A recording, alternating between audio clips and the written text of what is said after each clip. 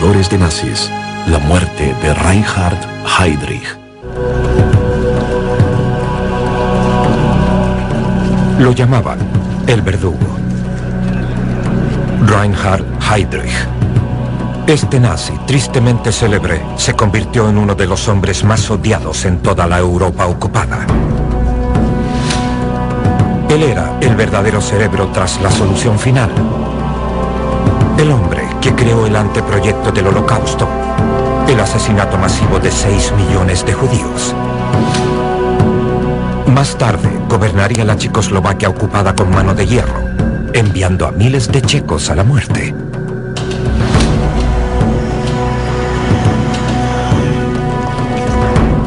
La ambición de Heydrich no conocía límites. Incluso tenía la ambición de reemplazar a Adolf Hitler. Pensaba que era intocable.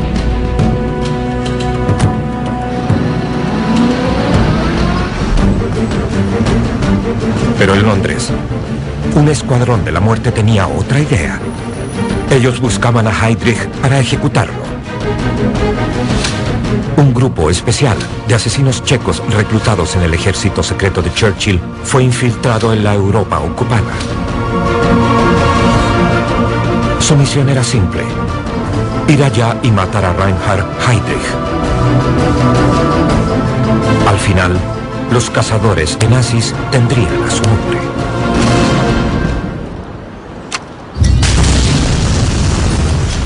Pero el costo fue terrible.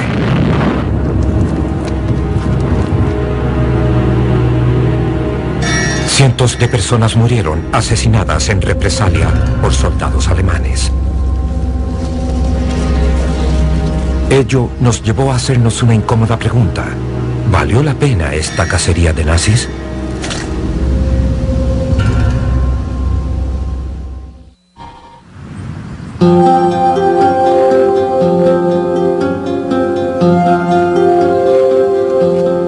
El camino de Reinhard Heydrich hacia la maldad comenzó temprano, en el pueblo de Halle, cerca de Leipzig.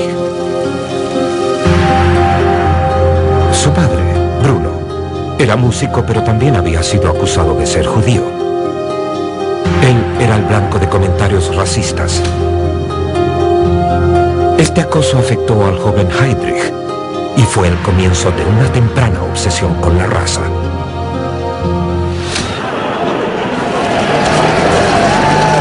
En los años siguientes a la Primera Guerra Mundial, Alemania se había hundido en el caos.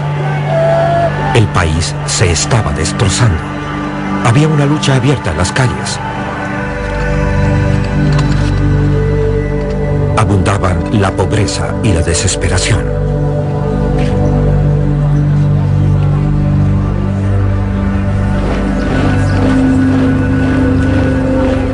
Heydrich se sintió atraído por la política de derecha de Freikorps, una milicia patriótica que estaba en abierta guerra contra socialistas y comunistas.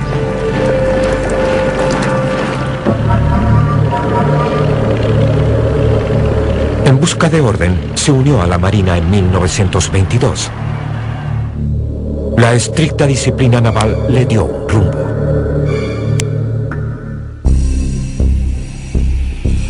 Como cadete en los grupos de entrenamiento de Berlín, Heydrich conoció a Wilhelm Canaris, el hombre que cambiaría su vida para siempre.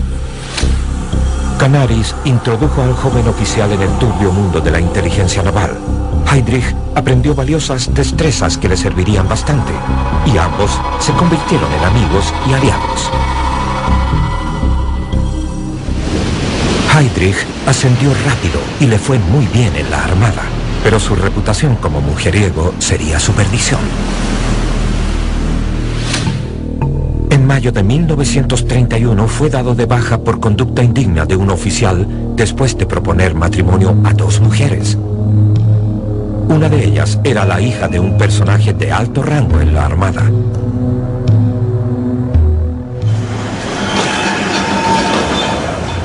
Heydrich estaba sin trabajo en un país sin empleos. Wir haben ein Ziel uns gewählt und verfechten es fanatisch und rücksichtslos dieses Grab hinein.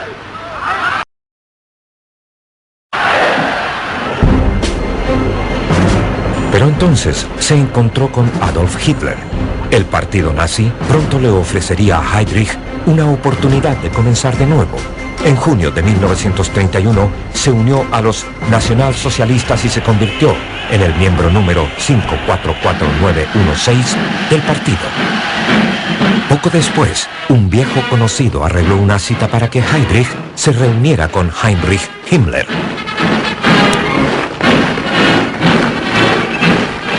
Himmler era una de las figuras más poderosas de los nazis. Era jefe de las SS, los paramilitares del partido nazi que servían de guardaespaldas de Adolf Hitler.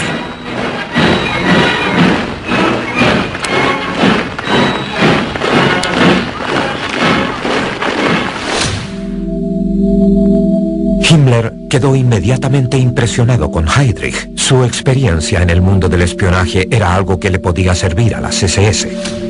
El ex oficial de inteligencia naval de 26 años de edad, solo 4 años menor que Himmler, fue contratado al instante.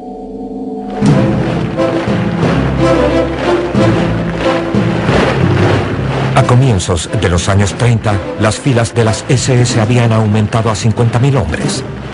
El papel de Heydrich al interior de las SS pronto creció, gracias a un importante ascenso.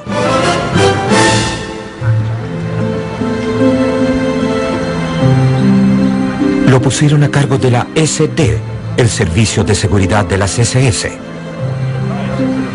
Fue el primer departamento de inteligencia del partido nazi y de inmediato se puso a buscar información que podría usarse para chantaje e intimidación. Heydrich creó un amplio archivo de fichas de referencias cruzadas con los nombres de un montón de enemigos del partido nazi con el solo propósito de aterrorizar. La SD pronto se volvería muy útil. Vor dieses Volk hinzutreten und billige Versprechungen zu geben.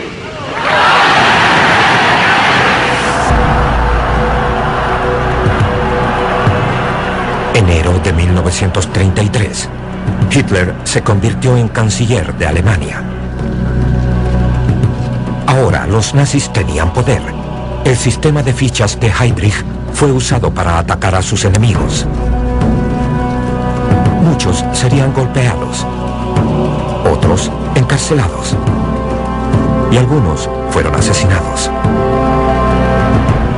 En 1934 Heydrich se hizo cargo de la Gestapo, la policía secreta del Estado. Él ahora tenía un poder inmenso. Y pronto se hizo amigo del hombre más importante entre todos ellos, Adolf Hitler.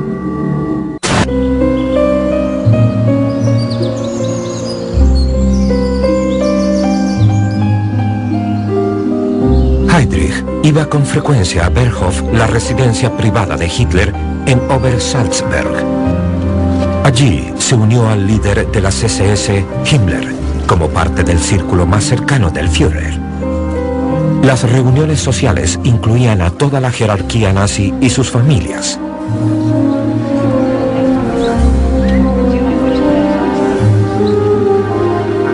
La lista de invitados de Hitler incluía al ministro de propaganda Joseph Goebbels, al ministro de Relaciones Exteriores Joachim von Ribbentrop y a su arquitecto Albert Speer. Heydrich era ahora uno de los favoritos de Hitler. Estaba listo para desempeñar un papel en la política que haría tristemente célebres a los nazis.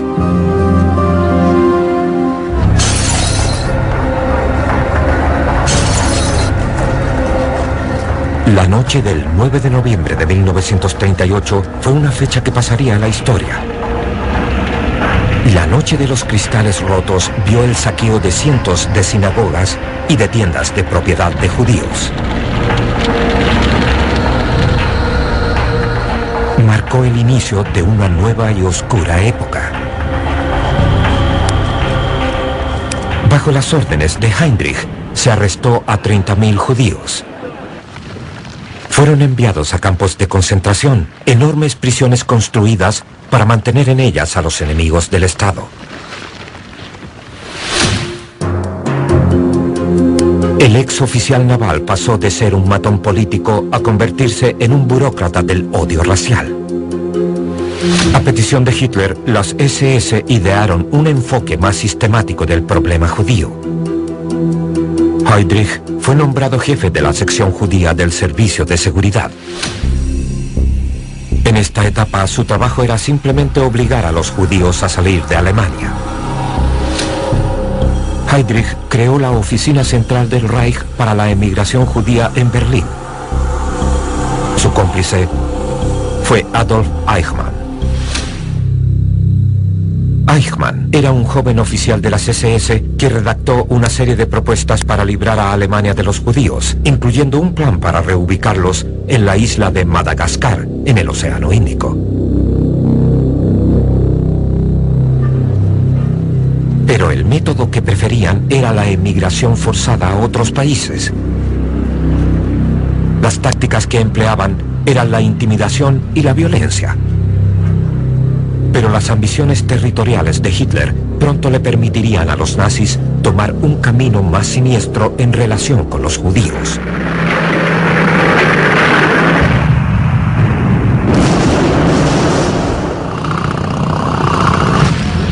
Septiembre de 1939. Europa fue sumida en la guerra. A Reinhard Heydrich, con su actitud temeraria y su pasión por la acción, la guerra parecía ofrecerle un mundo de emocionantes posibilidades. Era mucho más interesante que cualquier trabajo burocrático por el momento. A pesar de ser mayor que sus compañeros reclutas, se reentrenó como piloto de aviones de caza en 1940. Estaba orgulloso de demostrar que las SS eran guerreros de élite, no solo soldados políticos.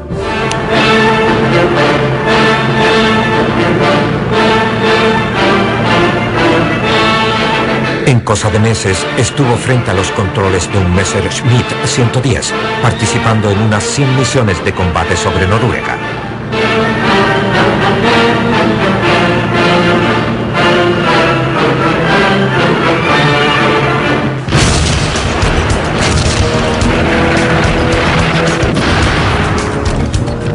En 1941, cuando la Operación Barbarroja de Hitler atacó a Rusia, él volvió a volar contraviniendo las órdenes de su superior, Heinrich Himmler.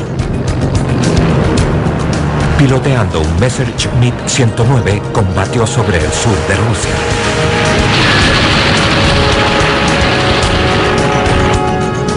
Heinrich recibió varias medallas por esto, pero después cambió su suerte.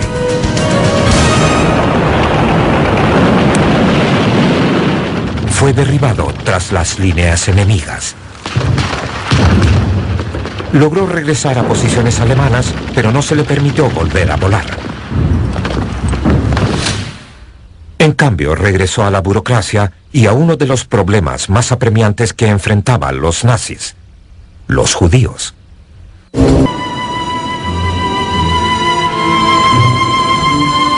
A medida que los ejércitos de Hitler capturaban grandes zonas de Europa Oriental, la gran cantidad de judíos que tenían en su poder presentaba un serio problema. ¿Qué hacer con ellos? La emigración forzada quedaba descartada. En cambio, los nazis optaron por matarlos. Los escuadrones de ataque de las SS llegaban tras los ejércitos de Hitler. Primero, mataron a tiros a miles de judíos en Polonia.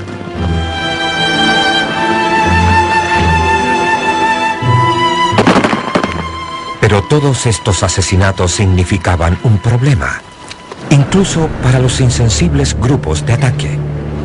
Matar en tal cantidad le pasó la cuenta a la moral de los soldados. Se necesitaba un nuevo enfoque, algo diferente, más frío.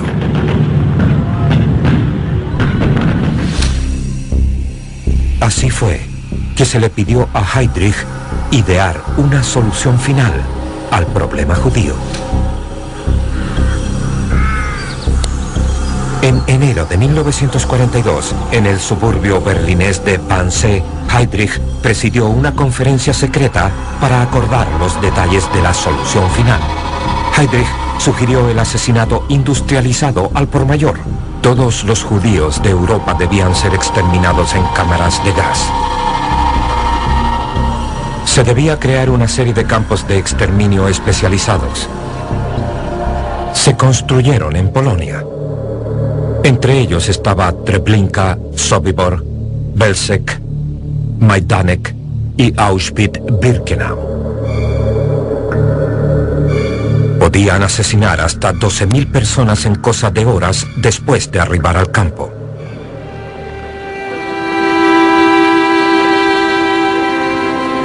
El hombre a quien Heydrich eligió para organizar el transporte del cargamento humano a los campos de exterminio fue su viejo camarada, Adolf Eichmann. Prisioneros de guerra rusos, prisioneros políticos y gitanos también eran llevados a los campos. En lo más alto de esta maquinaria de la muerte se encontraba Reinhard Heydrich. Él tenía en sus manos la sangre de 6 millones de judíos.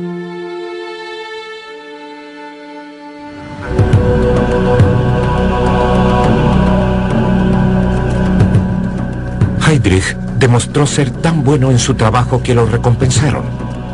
En septiembre de 1941, fue nombrado protector suplente del Reich en Bohemia y Moravia, entonces parte de Checoslovaquia tomada por los nazis 2 años antes. Ahora, Bohemia y Moravia se convirtieron en el feudo personal de Heydrich. Heydrich de inmediato empezó a usar con los checos las tácticas que había perfeccionado en la SD y la Gestapo.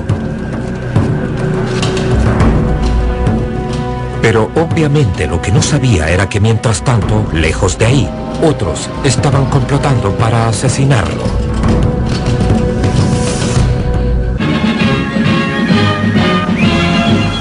A new government for Czechoslovakia has been organized in Britain.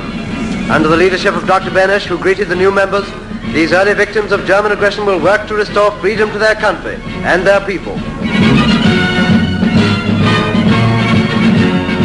Desde 1940, Londres fue el hogar del gobierno checo en el exilio, dirigido por Eduard Benesch, el presidente de la nación obligado a salir del país por los nazis. Estos exiliados estaban deseosos de seguir luchando. Los checos que habían escapado al oeste seguían luchando en las Fuerzas Armadas Británicas desde el comienzo de la guerra. This was the first occasion on which the army of our allies from Czechoslovakia has received a visit from the Premier. With Dr. Benesch, their president, he inspected them and took the salute at the march past. En 1941, la primera brigada checoslovaca mixta estaba formada por 3.300 hombres. Entrenaban para el momento en que pudieran volver a liberar a su patria. Mientras tanto, los voluntarios eran llevados a luchar contra el enemigo, en forma menos convencional. En julio de 1940, el primer ministro británico Winston Churchill creó una oscura agencia, el SOE, o Ejecutivo de Operaciones Especiales. El objetivo del SOE era incendiar a Europa, llevando a cabo operaciones de sabotaje y apoyando movimientos de resistencia.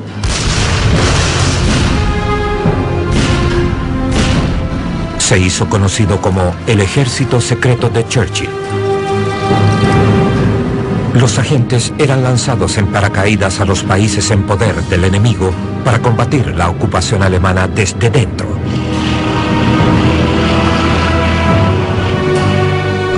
Se establecían enlaces de comunicación con Londres, se reunían datos de inteligencia y se lanzaban toneladas de bombas tras las líneas enemigas. El SOE contaba con un arsenal de armas especializadas, desde pistolas con silenciadores, a maletines y cigarrillos incendiarios, polvos que producen picazón e incluso ratas explosivas. Y por lejos, la más efectiva era el subfusil Sten, una pistola ametralladora de 9 milímetros. Era resistente y podía ser desarmada fácilmente y transportada. Se convertiría en el arma preferida del SOE. A fines del verano de 1941, Benesch estaba cada vez más alarmado por lo que Heydrich le estaba haciendo a su país.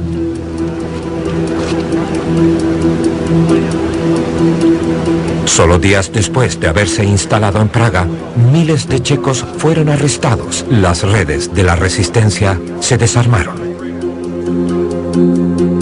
Para la mayoría de los prisioneros de Heydrich, el futuro era sombrío. Se enfrentaban a los interrogatorios en manos de la Gestapo, las ejecuciones inmediatas o al transporte en carros de ganado a un campo de concentración en Mauthausen, a una muerte segura. El mismo despiadado tratamiento era aplicado a los checos judíos. Primero Heydrich ordenó que todos ellos llevaran la estrella de David amarilla. Luego estableció un gran gueto en el pueblo de Terezín, que albergó a más de 140.000 judíos en la miseria.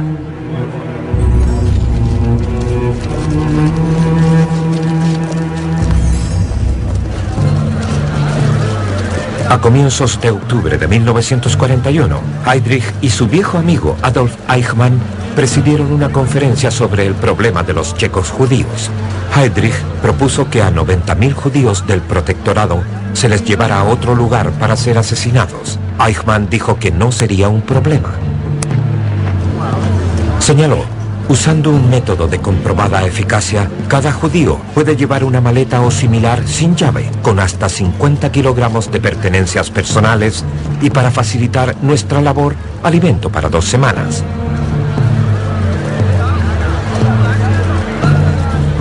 Para asegurarse de que el resto de la población no se opusiera, Heydrich compró su silencio con mejores raciones en una campaña contra el mercado negro. El jefe de propaganda de Hitler, Joseph Goebbels, dijo: Heydrich juega al gato y al ratón con los checos y se tragan todo lo que él les pone por delante.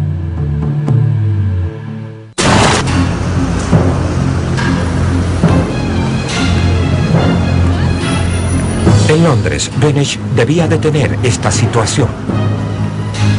Así que recurrió al SOE. Benesch y su gabinete establecieron una serie de medidas, incluyendo el asesinato de destacados colaboradores checos. Pero se prefería un objetivo del más alto perfil. Había 2 alternativas obvias.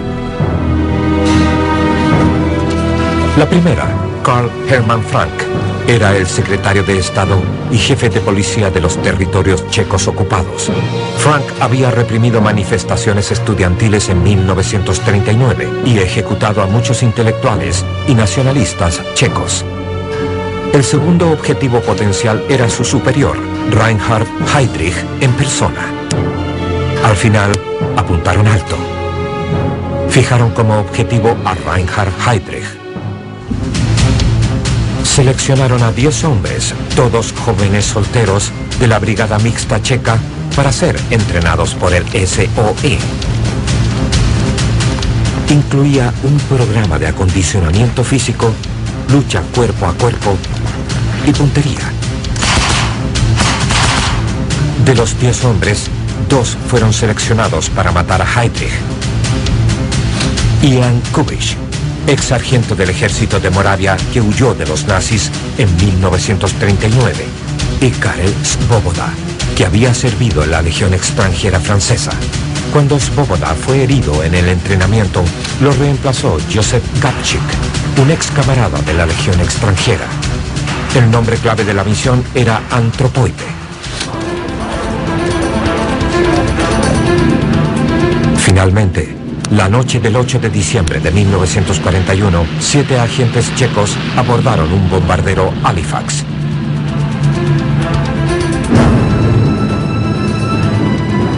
Junto a Kubich y Gabčík iban otros 5 agentes, parte del destacamento especial cuyo nombre clave era Silver. La labor de los agentes de Silver era establecer redes de radio y reunir información para mejorar las comunicaciones con Londres. Los pasajeros del bombardero eran parte de una oleada de 17 agentes entrenados que serían lanzados en la región en los próximos 2 meses para revitalizar el movimiento de resistencia aplastado por Heydrich.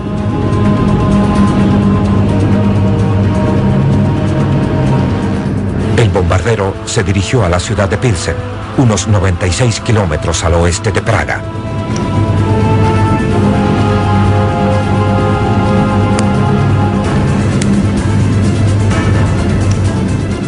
A pesar de haber caído lejos del objetivo, hacia el este de Praga, el equipo de Antropoide aterrizó sin problemas y pronto encontró refugio en una cueva.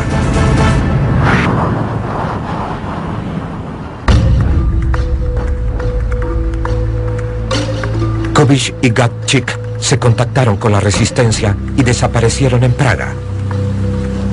Ellos ahora debían elegir el momento, el lugar y la forma en que matarían a Heydrich. La planificación tomó 5 meses. Mientras tanto, Heydrich, el objetivo de Kubitsch y Gabčík, elaboraría otro siniestro plan. Bajo la fachada de un programa para erradicar la tuberculosis, todos los checos debían ser clasificados por nacionalidad y raza. Heydrich quería establecer qué sectores de la población eran aptos para la germanización. Cualquiera que fuera considerado no apto físicamente sería trasladado a un campo para matarlo. A comienzos de la primavera de 1942, Kubitsch y Gabčík estaban a punto de encontrar el mejor método para matar a su objetivo. Ambos habían observado los movimientos de Heydrich y estudiado su rutina diaria. Habían tramado un plan. Pero su misión estaba creando polémicas. Otros agentes temían represalias y medidas masivas y drásticas de seguridad. La comunicación con Londres iba y venía. Los mensajes exhortaban a cancelar la misión Antropoide, pero las advertencias llegaban a oídos sordos. El gobierno checo en el exilio estaba decidido. El 20 de mayo, Beneš dio la luz verde.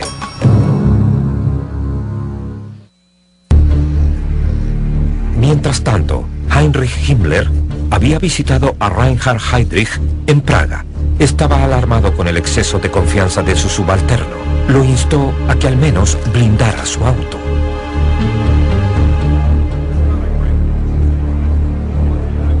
Pero Heydrich no lo hizo. Creía que los checos estaban bajo control y estaba orgulloso de demostrarlo. Su bravuconería pronto le costaría caro. Sus asesinos estaban listos para dar el golpe. Su plan, aunque complejo, ofrecía la mejor oportunidad de éxito. Heydrich vivía en un pueblo 24 kilómetros al norte de Praga. Cada día viajaba en un auto conducido por un chofer hasta el castillo de Hradčany, la antigua casa de gobierno en Praga. Durante este diario viaje era donde corría más riesgos. El equipo identificó el mejor punto para la emboscada, una curva cerrada a los pies del cerro, donde su limusina Mercedes tendría que disminuir la velocidad. Según el plan, un hombre se ubicaría en la cima del cerro. Él avisaría cuando el vehículo estuviera cerca. Un segundo hombre cruzaría el camino más abajo en la pendiente para hacer que el Mercedes bajara aún más la velocidad.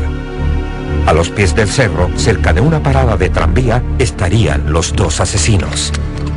Sus armas, una subametralladora Sten oculta bajo un impermeable. La otra, una granada de mando tipo 73 modificada que llevaría dentro de un maletín. En la mañana del 27 de mayo, los 2 asesinos, Gabčík y Kubitsch, abandonaron sus casas de seguridad y se dirigieron a Praga. Otros 2 hombres también iban camino a reunirse con ellos. Josef Walczyk sería el que daría la señal desde el cerro. Se había lanzado en paracaídas junto a ellos en la misión Silver 5 meses antes. Él había unido fuerzas con Kubitsch y Gabčík mientras huía de la Gestapo. El último hombre, Adolf Opálka, era un oficial del SOE que se había unido a ellos un par de semanas antes. Él haría que el auto de Heydrich bajara la velocidad antes de la curva cerrada.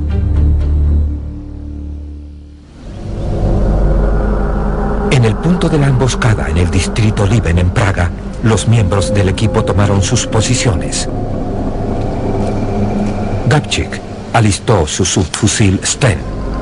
Kubitsch preparó su granada. Solo debían esperar.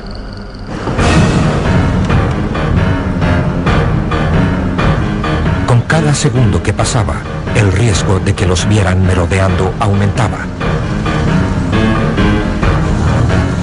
Finalmente, poco después de las 10:30, Balchik señaló que el Mercedes se acercaba. Segundos después, Opálka comenzó a cruzar el camino. Un tranvía daba la vuelta a la esquina. Gabčík se acercó, pero su Sten se atascó. En lugar de huir, Heydrich le ordenó a su chofer que bajara la velocidad. Kubitsch lanzó la granada del maletín.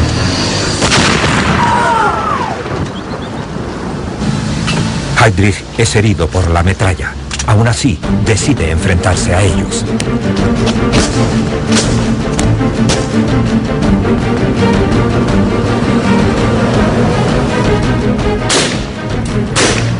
Kubitsch logra escabullirse.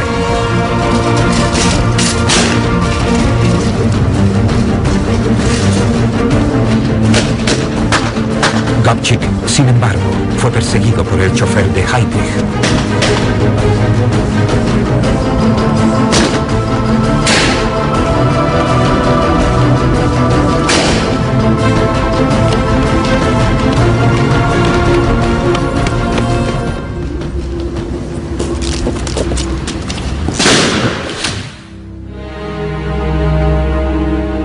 Reinhard Heydrich estaba muy mal herido. Lo llevaron al cercano hospital Bulovka. La granada había clavado fragmentos de metal, trozos del tapiz del asiento y algunas partes de su propio uniforme en sus órganos vitales. Ahora su vida pendía de un hilo.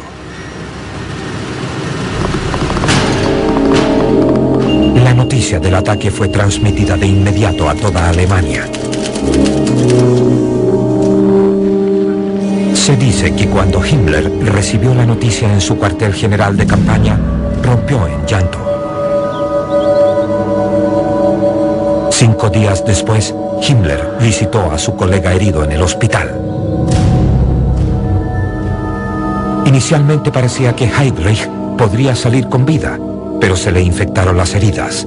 Sin acceso a la penicilina, la septicemia, el envenenamiento de la sangre se generalizó. Reinhard Heydrich murió el 4 de junio de 1942, 8 días después del ataque.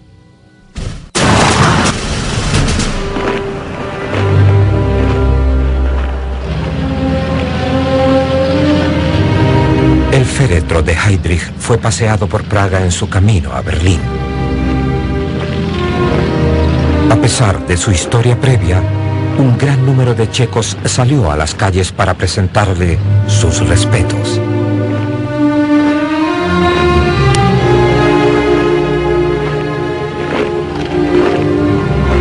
En Berlín, su féretro estuvo en una capilla ardiente cubierto con la bandera de la esvástica.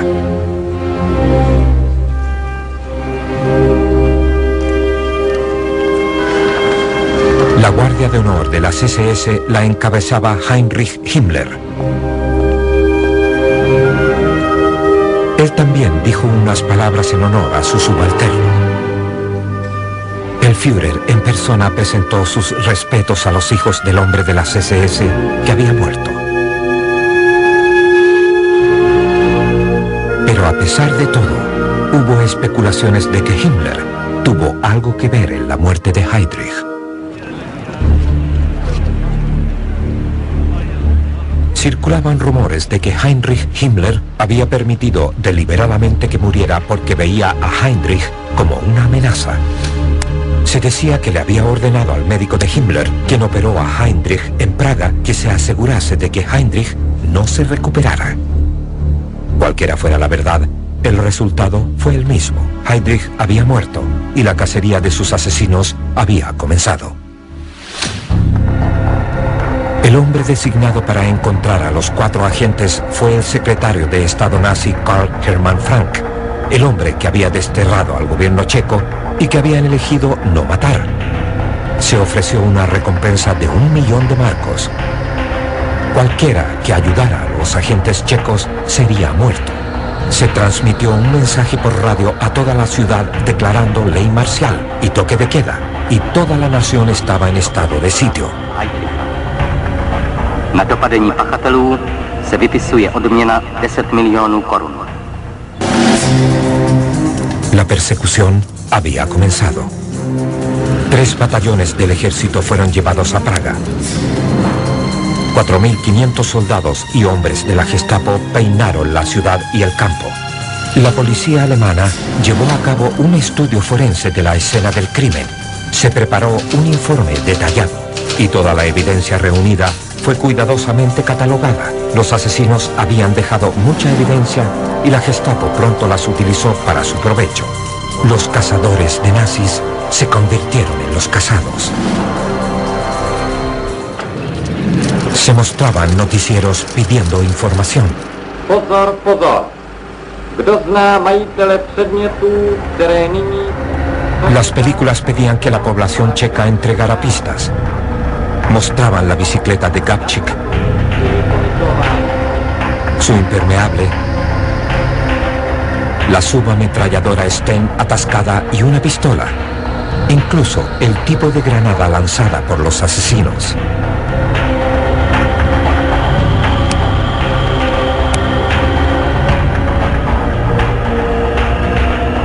Luego, hubo una serie de acontecimientos que pondrían en entredicho toda la operación.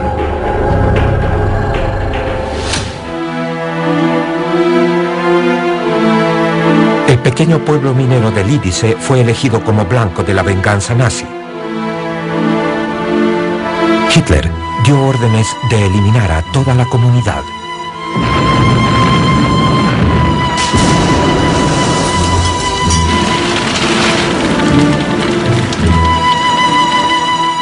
Todos los hombres mayores de 16 años fueron puestos en línea y muertos a tiros. 199 hombres fueron asesinados. Las mujeres fueron agrupadas y transportadas al campo de concentración de Ravensbrück, a una muerte segura. Casi todos los niños fueron llevados a otro campo de concentración en Gneisenau. El pueblo entero había desaparecido.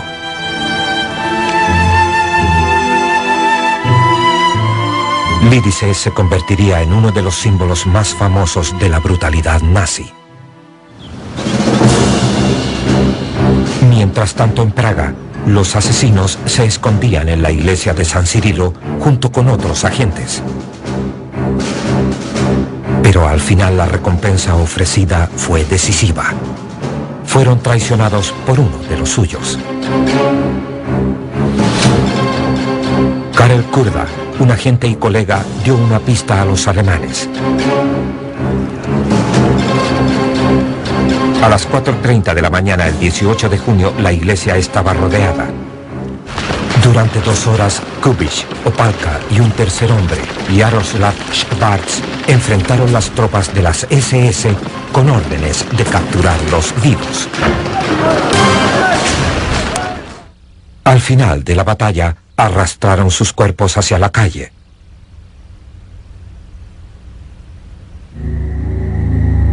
Los otros 4 hombres del SOE se refugiaron en la cripta.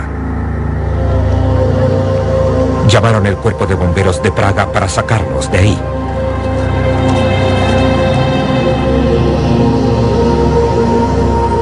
Al final, los agentes checos usaron sus últimas balas contra ellos mismos. Los cazadores de nazis prefirieron la muerte a ser capturados.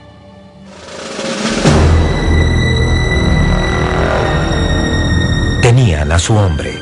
Heydrich, el asesino en masa, ya estaba muerto. Pero al final, ¿hizo esto alguna diferencia? Himmler no tuvo más problemas con los checos.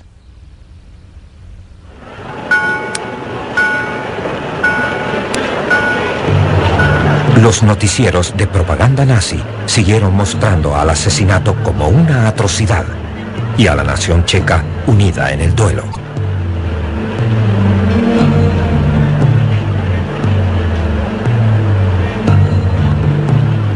En julio de 1942, Jaroslav Krejci, el primer ministro nombrado por los nazis, revocó finalmente la ley marcial y lentamente la normalidad volvió a Praga. Posteriormente, el SOE y sus agentes solo jugarían un rol menor en la consiguiente liberación del país. The Germans turn artillery on the city. In the bitter six-day fight, over 2,000 are killed. Finalmente, el régimen nazi se desmoronó cuando llegaron los rusos. Prague is liberated. German rule is wiped out. Troops of the Red Army enter the city. With them are units of the 1st Czechoslovak Army, which fought all the way from the Volga.